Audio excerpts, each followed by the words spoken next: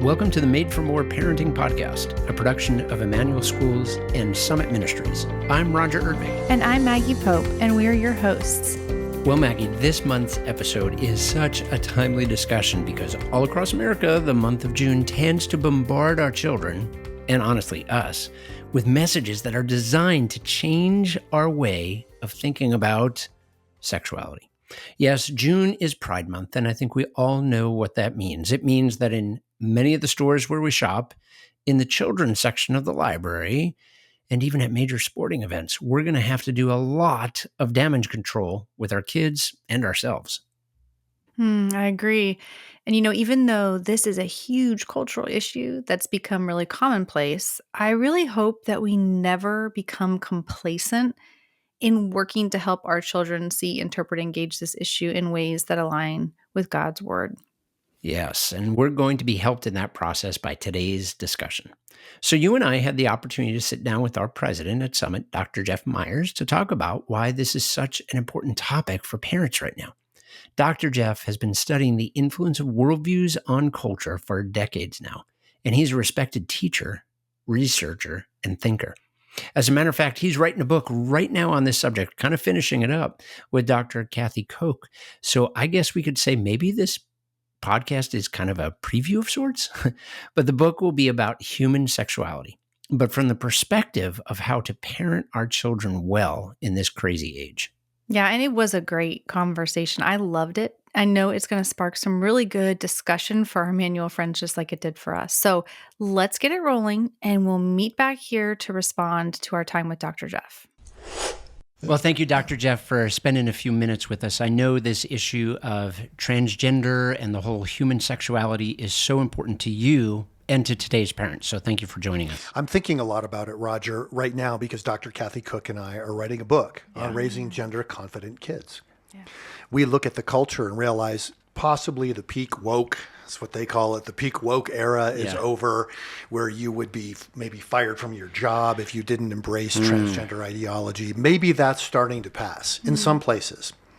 Not in Colorado, not in California, right? So we still have to be thinking about it. But there's still an underlying question. How do we help our boys become men who are godly and masculine? How do we help our girls become women who are feminine and godly without relying on cultural stereotypes, but relying on biblical, what we call bibliotypes? What are the purposes of male and female, not just the roles? Yeah, and I love looking at the ideal instead of only examining the corrupted version of human sexuality or gender.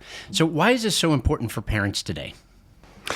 About 40 years ago, postmodernism really took hold in the universities. People had said for a long time, well, we think that there isn't really any truth out there. We just construct our own truth as we go through our lives. And so people began to say things like, I speak my truth, instead of saying, I seek the truth. Moral relativism was a part of this. Over half of the people in the country say, whatever is right for me is what is right for me. I can't say what is right for you, but you can't say what is right for me. I decide that for myself. I am the center of my own truth. So that idea, people are like, oh, this is fascinating. We'll think about this and write papers about it. But then they began to ask, how does that apply to the culture around us?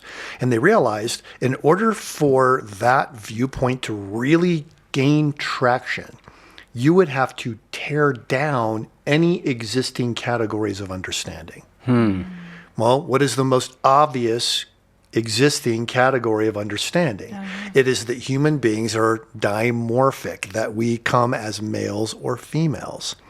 And if you can tear that down, if you can literally get children to look at a boy or girl and not know the difference, then you can get them to believe anything. So right. And the postmodern perspective wins the day, and anything related to a Judeo-Christian ethic on anything has to take a back seat. Yeah, that's interesting. I can't think of a more fundamental human category than whether we are male or female. I mean, that is the core. So I see what you're saying. If that can be broken down, boy, you can break down anything. I've heard it said that works really well in cities and terrible in the country. Because if you got a cattle rancher, male and female are pretty important distinctions that we have to keep straight. Yes. Well, from a biblical perspective, male and female aren't just about biological Yeah. types, Yeah. although that is significant. A lot of people aren't aware of this. There are 6,500 cataloged differences between males and females in humanity. Wow. It's not like this is even a question. It's not just an issue of secondary sex characteristics, but it's the shift in focus that has been postmodernism's contribution to this. So they will tell children, for example, and there are children's books in government schools now in the state of California where children are told your sex is assigned at birth, and sometimes the doctors are wrong. Yeah. They say that you are a girl, but you're actually a boy. So you can be whatever you want to be, whatever is true for you, whatever is based on how you feel, and this is a positive and joyful experience that will make you popular. And so all of a sudden you have transgenderism move from the musty halls of academia into everyday classrooms with little children, creating tremendous fear and confusion. Right. Yeah. And, you talk about bringing it from academia into real life. And I immediately think of our parents that we work with at Immanuel and we talk to. They're raising maybe a first grader or a second grader, and they're at Immanuel, and they're not going to see those books in their library there. But when they go home and they're playing in the neighborhood, or when they're at the ball field, or when they're in the grocery store, this is the reality that's all around them. And so as much as a parent is hearing some of these terminologies and the way that postmodernism has influenced this movement, there's also the question of like, okay, but how do I even begin to approach that with my kids? What are some really practical ways that parents can start thinking about interacting with their kids in a way that's going to inoculate them against this type of thinking? Yeah. Well, so at Immanuel, you're operating from a Christian worldview. Right. And that doesn't mean that everybody in our community has a biblical worldview. We're all doing the best we can to raise our kids as best we can. But we want to go back and start with a biblical framework. Genesis chapter 1, the very first chapter of the first book of the Bible says, and God made them male and female. We want to help our children understand God made us the way he did for his glory and for our benefit. What does the culture say? Well, the culture says if you're a girl, you need to be close to being like Barbie. If you're a boy, you need to be close to being like G.I. Joe. I don't know if people play with Barbies and G.I. Joe. They're still out there. Okay, but you understand the stereotypes. Yep.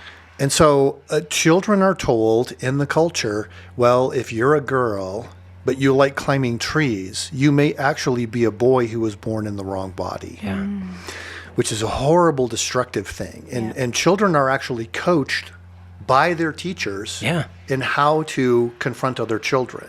One parent told us recently, my co-author and I, my son came home from middle school and was told, if you haven't kissed a girl, you're gay.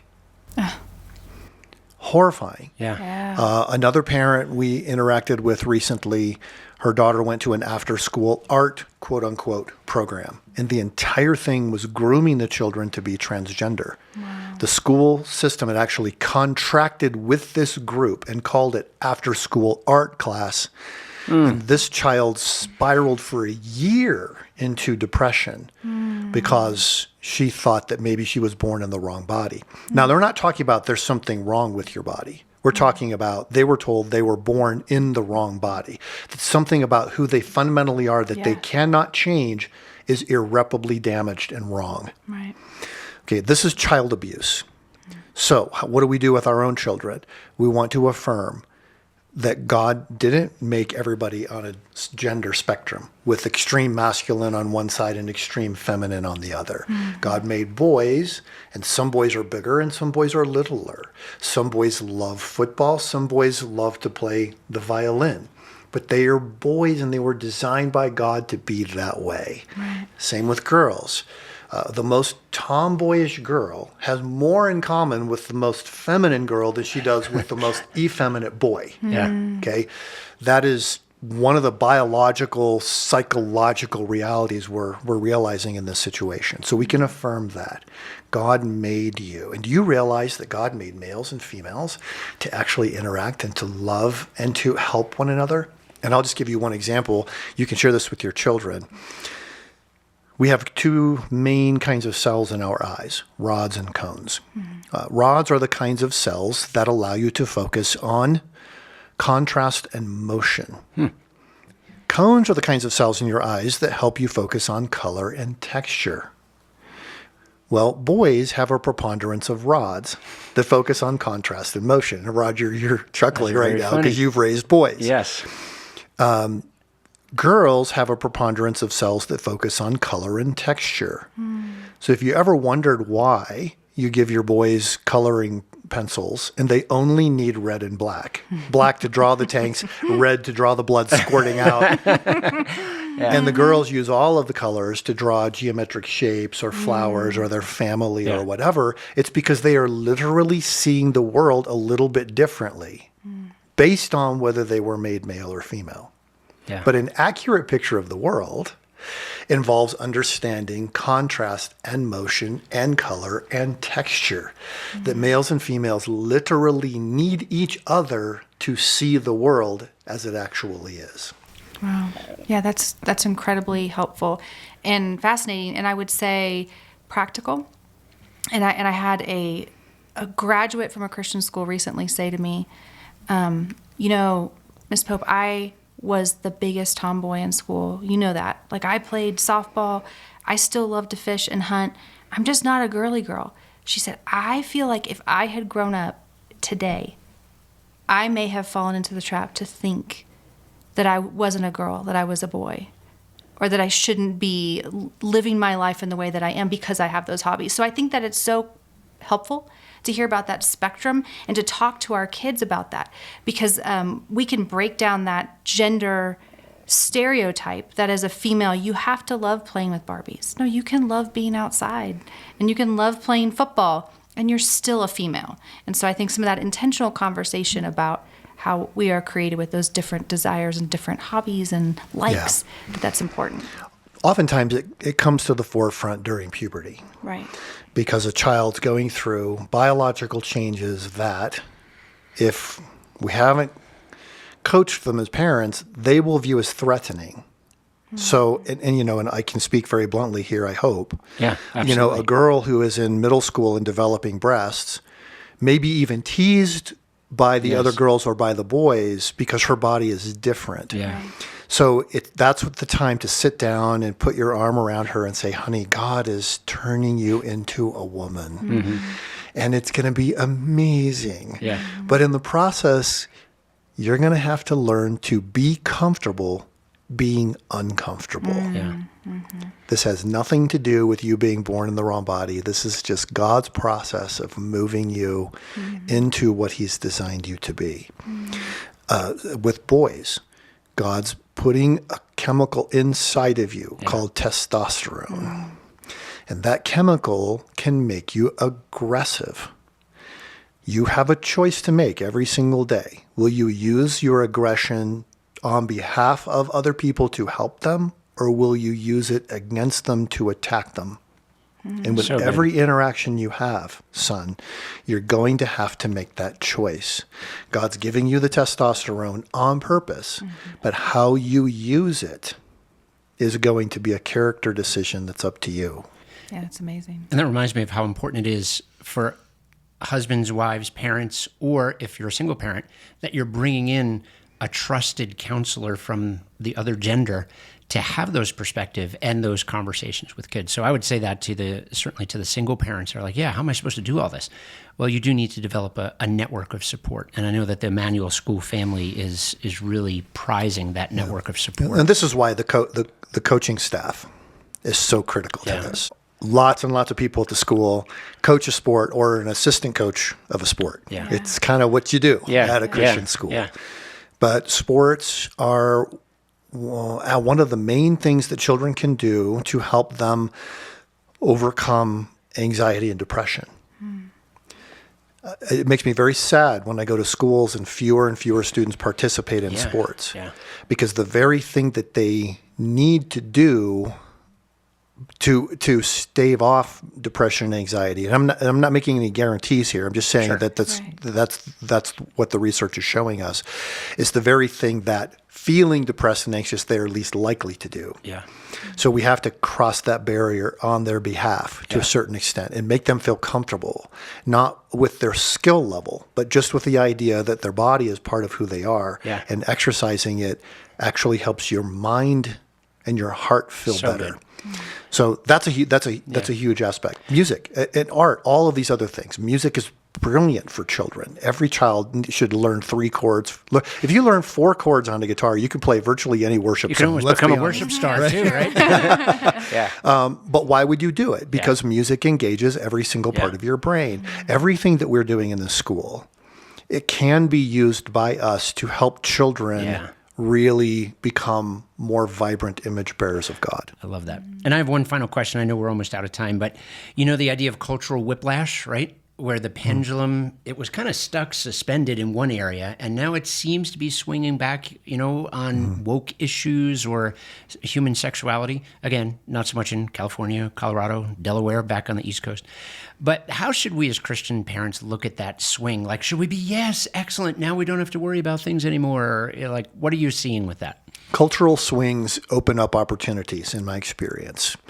And that's what I'm always looking for. I'm looking for a window of opportunity with a child at a certain age to talk about things that we might not have been able to talk about had that window not been open. So cultural swings open up a window. And our question is, will we take that opportunity and address those issues? And I would say to parents, don't ever be afraid of feeling dumb. Playing dumb in a conversation is one of the most brilliant things that a parent can do. I don't understand, son or daughter. Can you explain this to me? Let those conversations open up. That's great. We're really looking forward to your book coming out. Do we have a time frame for that, when parents can start looking for that? I think we're doing media interviews starting in June of 2025. All right. So I hope that we have a book. Well, we're really looking forward to that, and we will make that resource definitely available to our friends at Immanuel. So thank you so much for your time and this important work you're doing. Thanks, Maggie. Thanks, Roger. Thank you. So much for us to think about as parents, Maggie. And this whole discussion really underscores for me the reality that the LGBTQ movement is energized by a completely different way of seeing, interpreting, and engaging the world. Yeah, so well said. And here's a really profound statement that I think we need to understand. When people in our culture champion the LGBTQ lifestyle, it doesn't always start with some kind of weird sexual sin issue. It starts with a way of seeing the world. And that's why this movement has become so powerful, and they're very committed to influencing young children because it has a lasting impact on their lives. So long before kids can even become attracted or be tempted by the sexual nature of that movement, they're actually being captivated by the ideas that form the foundation of that movement. And those ideas are everywhere. Yeah, that's so true. Those ideas are everywhere. And as Dr. Jeff and so many others say, ideas definitely have consequences. That's right. So let's take a minute to think about ways that parents can help their children get and stay grounded in the truth of God's word on this issue of sexuality. So first, I think that it doesn't start by figuring out how to combat false ideas that bombard our kids all the time. It actually starts before then by building a proper foundation with true ideas when our kids are very young. So one of my grandsons is getting ready to turn 3 years old. And like all 3-year-olds, he's experienced this explosion of knowledge. It is so fun to see him asking questions and figuring things out. Well, something that his parents have been helping him to see is that in the world, there are boys and there are girls. Now, this is a fundamental aspect of what it means to be a human, as we talked about with Dr. Jeff. So my grandson literally is being trained by his parents to see the world the way God intended it. So how this works out practically is that it's common for his mom or his dad to ask him a question when in a room with several people. And I've heard this many times in our house. How many boys do you see? How many girls? So, besides working on his developing math and addition skills, he's also being trained to see the world in terms of Genesis chapter 1 and that biblical perspective on gender, that there are two sexes and a person is either one or the other of them. Of course, his understanding of this is pretty basic, but I'm amazed at how he can tell the difference already, and he can identify who's like him and who's not like him. And this is an example, I think, of focusing on what Dr. Jeff has called bibliotypes, which is such a cool word. Instead of stereotypes, like from our culture or things that we just think naturally, we should focus on helping our youngest children to see the world the way God designed it with these bibliotypes or ideas that come directly from Scripture. Yeah, that's such a fun example when they're 3 and they're learning Yeah. and they're counting. But then our kids get older. And let's say they're in elementary. We realize that our kids, they begin thinking in more sophisticated ways about what it means to be a female or a male. This is where it's so important to model and celebrate the different roles that men and women have at home and out in the world. And scripture is really just chock full of specific examples that can guide us. But our friends at Bob Jones also identified just 5 really simple core biblical principles of gender that we think are a really great place for a starting place for parents with those elementary students. So here they are. Here's the 5 things. Number 1, God created 2 genders, male and female, and each is based on a person's biological sex. All right, number 2, both genders equally bear God's image. That's so important. Start telling them they equally bear God's image. Number 3, a woman is an image bearer created by God with the potential to be a mother. And related to that, number 4, a man is an image bearer created by God with the potential to be a father. And then the last one, number 5, culture expresses masculinity and femininity in many ways, but each expression must still be within the bounds of the first 4 principles. You can explore these principles in many different ways with your elementary student. And I really appreciate number 5, that culture expresses and really defines masculinity and femininity. And that's a particularly relevant idea for those upper elementary students who are kind of maybe falling into habits of teasing, or maybe they're Mhm. trying to figure out who they are and where they fit among their peers. So I can think of a couple times in the schools and even as a parent where, in the 4th or 5th grade time period, there's a girl, and that girl still loves to get out there on a court or a field and play hard and play rough. Mhm. And sometimes when her peers see that, there's a temptation to label that and suggest that that behavior is related to an LGBTQ tendency, right? This is cultural definition of that. It used to be culture would just say, you're a tomboy. Yeah. And the idea of sexuality wasn't introduced. So that's where number 5 is so powerful, that we can talk about how culture expresses, but it has to be within the bounds of the 4 principles. So a girl who loves to paint or sew is a female God image bearer, just the same way that the girl who's out on the court where the boys is still a female God image bearer. So we can enforce the bibliotype rather than reinforce culture's stereotypes, which begin to introduce that false sense of identity. So good. We can explore those principles and how we even see men and women portrayed in media, because we've talked about that. There's so many opportunities to look at how men and women are portrayed in the media, and you can discuss that and how both bear God's image and yet are created as 2 different, distinct, and important genders.